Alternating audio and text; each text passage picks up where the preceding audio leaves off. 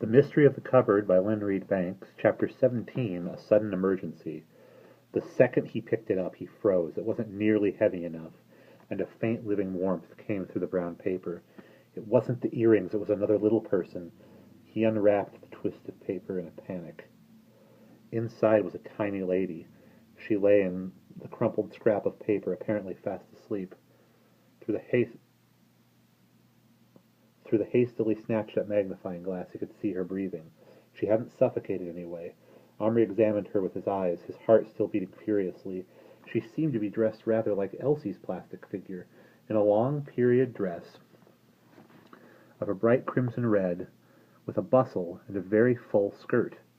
Beneath the hem, her minute feet stuck out, wearing high-button boots. There was a big hat, a tiny big hat, with a huge feather plume lying near her head, as if it had fallen off as she lay there. She was holding something in her hand. Omri looked closer, but couldn't make it out. The only bit he could see was no more than a tiny dark speck sticking out of her fist. He couldn't understand this. Who could she be?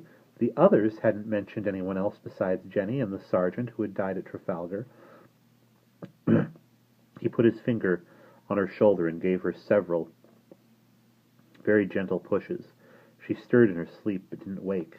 What was he to do? Turn her back into plastic for the moment? Leave her sleeping and risk her waking up when he wasn't there?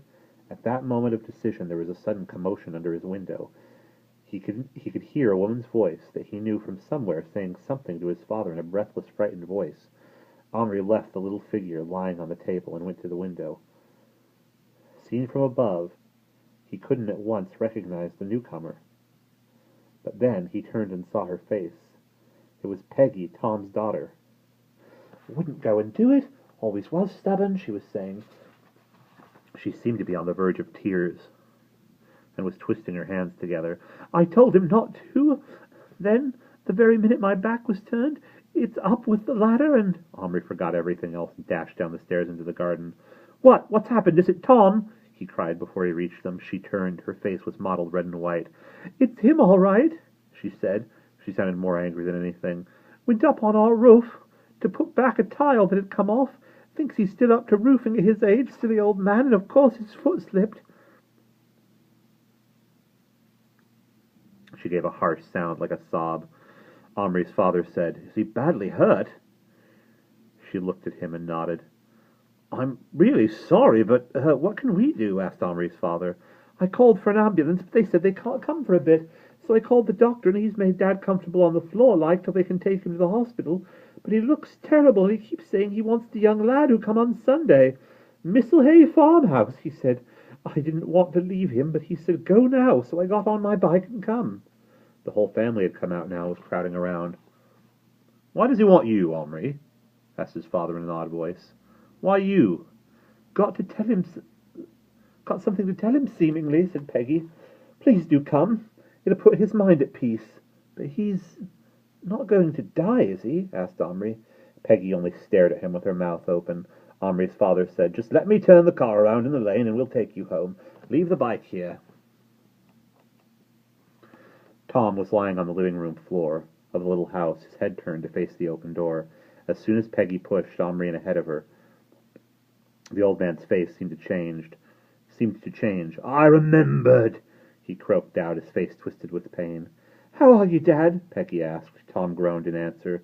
"They'll be coming soon," she said comfortingly.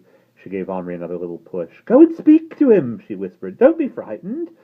Omri hadn't realized he was frightened, but he was. Tom looked really bad. His face was contorted, and there was a big black lump on one side of it. There was a bad smell in the room, and as Omri slowly approached, he saw that Tom had been sick. Omri tried to ignore that. He knelt down beside Tom, who was lying on a folded blanket, avoiding the mess as well as he could. The old man moved his hand, as if he wanted Omri to put his own hand into it, but somehow Omri couldn't. It was hard enough, just looking at that hurt, swollen face. "I've done for myself this time," muttered Tom. "Should have listened, poor Peg, old fool me, right on my silly head." "Why, what did you want to tell me, Mr. Towsler?" Tom moved his head a little and winced. "Get them others out, her too." Omri looked over his shoulder. Peggy and his father were in the doorway. Peggy looked baffled. I got to clean you up, Dad. Not now. Go out, good girl. Omri's father touched Peggy's arm. They went away and shut the door. Tom's hand, rough and rather dirty, had crept to Omri's shirt. Now it clutched it and pulled his face down. I remembered, as I felt like there was something else. Omri stared into his eyes. He didn't know if he was really dying, but he looked very strange, quite different from before. Omri could hardly breathe, not just for the bad smell, but for fear. He had never been so close to someone badly hurt. Tom's voice came out in jerks.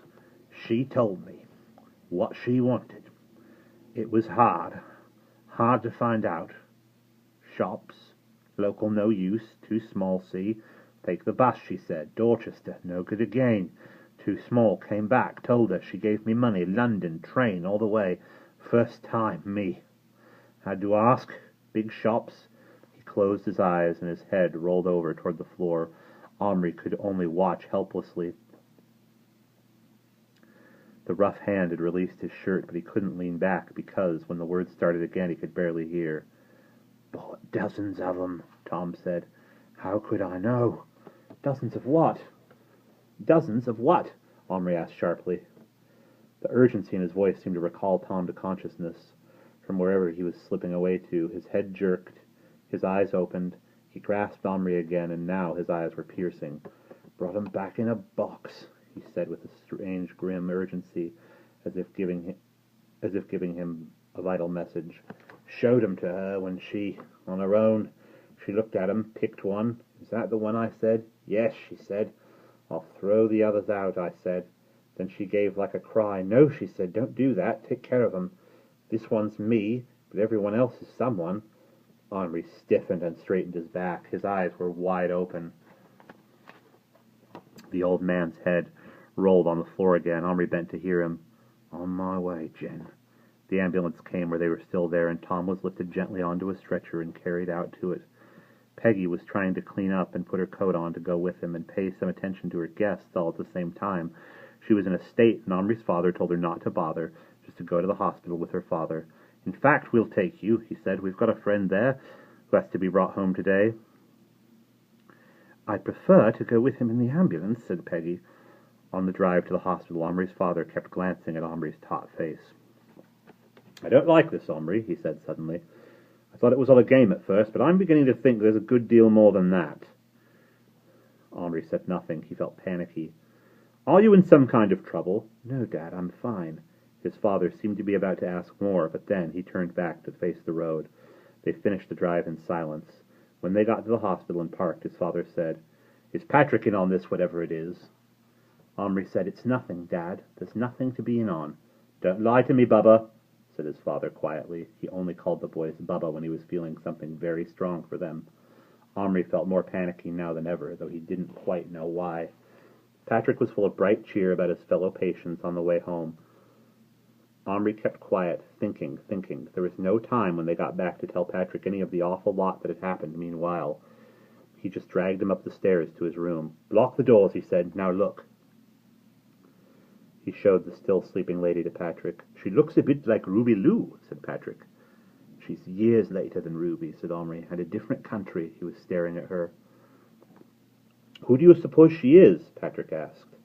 I don't suppose I know who she is, said Omri. Patrick looked at him. How can you? Who is she, then? She's Jessica Charlotte, said Omri. And that is the end of chapter 17.